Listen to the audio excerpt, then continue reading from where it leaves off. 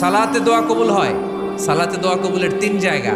একটা হচ্ছে তাকবীরে তাহরিমার পরে আমরা সানা পড়ি না, আমরা তো একটা পড়ি।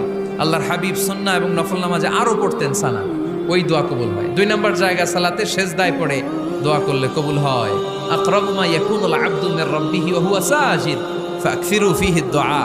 বান্দা যখন সেজদায় লুটিয়ে পড়ে, বান্দা আল্লাহর সবচেয়ে কাছে চলে যায়।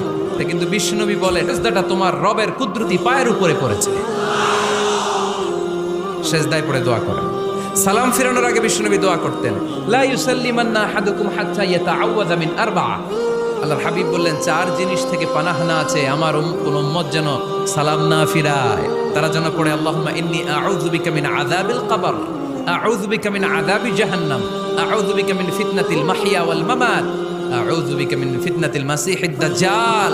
আল্লাহ কবরের আযাব থেকে বাঁচাও, আল্লাহ জাহান্নামের আগুন থেকে বাঁচাও, আল্লাহ জীবন